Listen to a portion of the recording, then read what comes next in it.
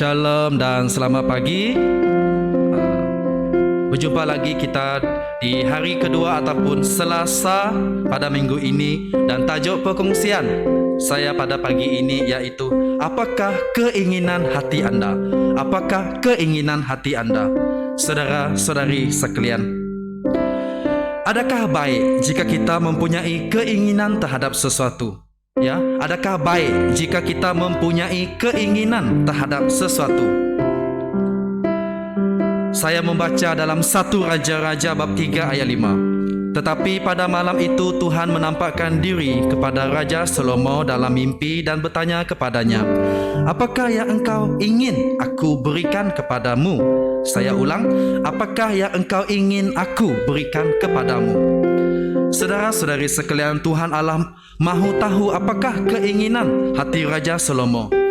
Bagaimana anda menjawab pertanyaan Tuhan? Apa yang akan kuberikan kepadamu? Ya, apa yang akan kuberikan kepadamu? Jawapan anda mengungkapkan apa yang anda yakini tentang diri anda dan pekerjaan yang telah Tuhan percayakan kepada anda. Salomo tahu bahawa dia memerlukan hikmat melebihi segala sesuatu. Tuhan memberikan Salomo hikmat dan bahkan lebih banyak lagi, sehingga Salomo mampu melayani rakyatnya dengan baik. Tuhan menciptakan keinginan dalam diri anda sebagai ungkapan siapakah diri anda sebenar. Keinginan adalah sesuatu yang sehat jika ianya bertujuan untuk sesuatu yang baik, benar dan menghormati Tuhan. Apakah keinginan hati kita? Sebelum itu, kita lihat apakah yang dinyatakan dalam firman Tuhan.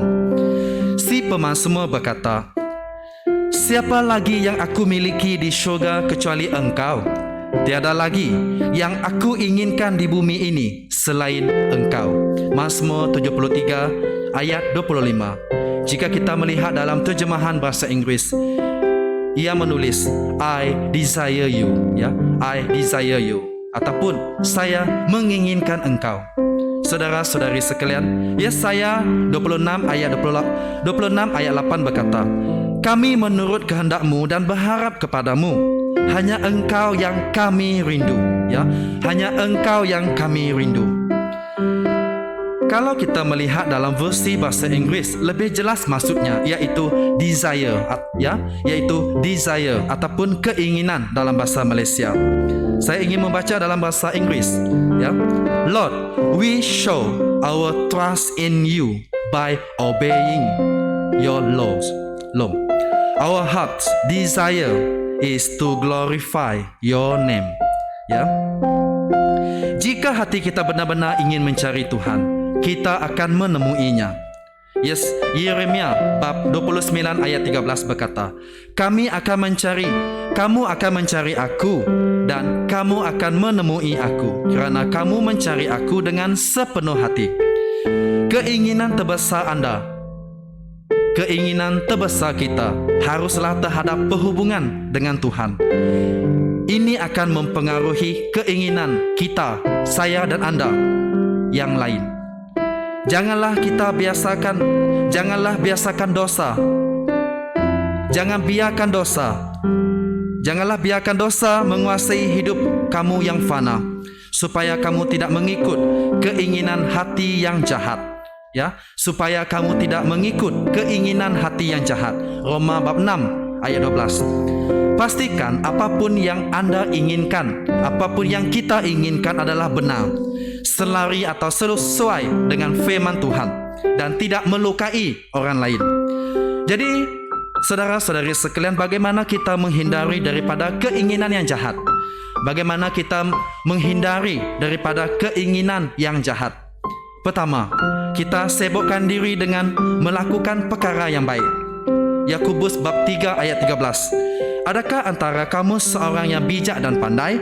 Dia harus membuktikannya dengan kelakuan yang baik dan melalui kebajikan yang diamalkannya dengan kerendahan hati dan kebijaksanaan. Yang kedua, bagaimana kita menghindari daripada keinginan yang jahat, iaitu berdoa agar keinginan anda berbuat baik melebihi keinginan berbuat jahat.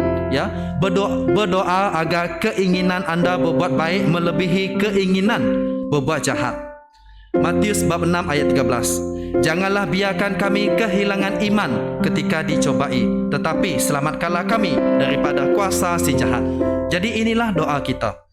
Yang ketiga, bagaimana kita menjauhkan diri daripada keinginan yang jahat, iaitu menjauhkan diri daripada pencobaan. Menjauhkan diri daripada pencobaan.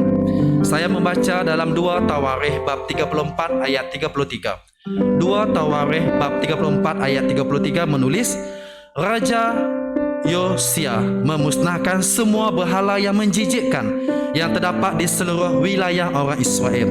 Kemudian baginda mewajibkan rakyatnya beribadah kepada Tuhan Allah nenek moyang mereka. Oleh itu selama Raja Yosia hidup, rakyat tetap setia kepada Tuhan.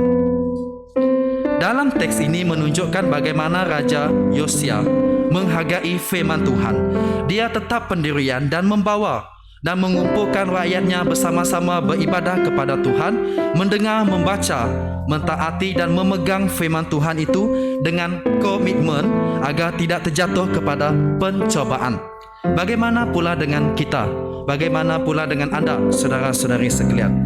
Yang keempat, bagaimana kita menjauhkan diri daripada keinginan hati yang jahat, iaitu penuhi fikiran kita dengan Tuhan dan perbuatan yang memuliakan namanya. Penuhi fikiran kita dengan Tuhan dan perbuatan yang memuliakan namanya. Akhirnya saudara-saudaraku, hendaklah kamu menumpukan fikiran hanya kepada perkara-perkara yang baik dan yang patut dipuji, iaitu perkara yang benar, yang mulia, yang adil, yang murni, yang elok dan yang terhormat. Filipi bab 4 ayat ke-8. Dan Kolosi bab 3 ayat 1 sehingga ayat kedua, Paulus menulis, kamu sudah dihidupkan semula bersama-sama Kristus. Oleh itu kamu harus mengingini perkara-perkara yang di syurga, di tempat Kristus duduk di atas tahta di sebelah kanan Allah. Hendaklah kamu memusatkan fikiran kepada perkara-perkara yang di syurga, bukan kepada perkara-perkara yang di bumi. Apakah yang ada dalam fikiran anda pagi ini dan seharian ini? Adakah anda memikirkan perkara yang dapat memuliakan nama Tuhan ini? Adakah anda memikirkan perkara yang dapat memuliakan nama Tuhan pada hari ini? Dan yang terakhir, bagaimana kita dapat menghindari daripada keinginan hati yang jahat, iaitu yang kelima, bertemu atau bersahabatlah dengan orang yang akan membuatkan anda bertanggungjawab terhadap keinginan yang baik. Amsal bab 15 ayat 21 sehingga ayat ke-22. Orang bodoh puas dengan kebodohan, tetapi orang bijak melakukan apa yang betul. Rancangan berjaya jika disertai banyak nasihat, rancangan gagal jika tidak disertai pertimbangan. Saudara-saudari sekalian, kadang-kadang dengan siapa kita bersahabat atau berjumpa atau berhubung pada hari ini akan mempengaruhi ataupun dapat mempengaruhi gaya pemikiran dan keinginan hati kita. Oleh itu, berhati-hatilah dengan siapa anda bertemu ataupun berjumpa pada hari ini. Saudara-saudari sekalian, dapatkah Tuhan menolong kita mengubah keinginan hati kita? Dapatkah Tuhan menolong kita mengubah keinginan hati kita? Dan bagaimana? Jika kita melihat bagaimana firman Tuhan berkata tentang hal ini. Roma bab 7 ayat 6 berkata, tetapi sekarang kita bebas daripada kuasa Taurat, kerana kita sudah mati terhadap Taurat yang dahulu menguasai kita. Kita tidak lagi mengabdikan diri dengan cara lama menurut hukum yang tertulis, tetapi sekarang kita mengabdikan diri menurut cara baru yang ditunjukkan oleh Roh Allah. Apabila kita menyerahkan hidup kita di bawah kuasa Tuhan, Tuhan akan memberikan kita hati yang baru, persekitaran hidup yang baru, dan keinginan yang baru untuk menyenangkan hatinya. Oleh itu, para pemimpin puak daripada suku Yehuda dan Benjamin, para imam serta orang Lewi dan tiap-tiap orang yang telah digerakkan hatinya oleh Allah, bersiap-siap untuk pulang ke Yerusalem dan membina semula rumah Tuhan. Ezra bab 1 ayat 5. Tuhan akan menggerakkan hati anda dengan keinginan yang benar seperti Tuhan menggerakkan hati umatnya dalam Perjanjian Lama dalam teks yang saya bacakan sebentar tadi. Akhir kata dari firman Tuhan pada pagi ini, saya membaca dalam Mazmur 37 ayat 4. Carilah kebahagiaan yang datang daripada Tuhan, dan Dia akan memuaskan keinginan hatimu. Saya ulang, carilah kebahagiaan yang datang daripada Tuhan, dan Dia akan memuaskan keinginan hatimu. Mari kita berdiam diri dan saya pimpin kita dalam doa.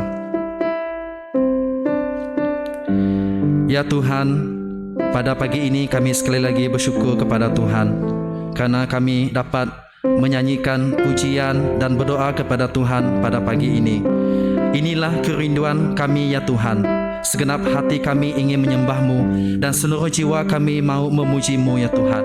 Kami menyembah-Mu ya Allah kami, dan kami memberikan hati kami dan jiwa kami semuanya bagi-Mu ya Tuhan, di dalam hidup kami pada pagi ini dan seharian ini dan di setiap waktu dimanapun kami berada pada hari ini.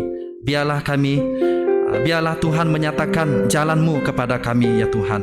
Kami berdoa supaya apapun keinginan hati kami pada hari ini, biarlah keinginan kami memuliakan nama Tuhan dan ingin melakukan sesuatu yang baik agar nama Tuhan dapat ditinggikan, agar nama Tuhan dapat dipermuliakan di dalam hidup kami.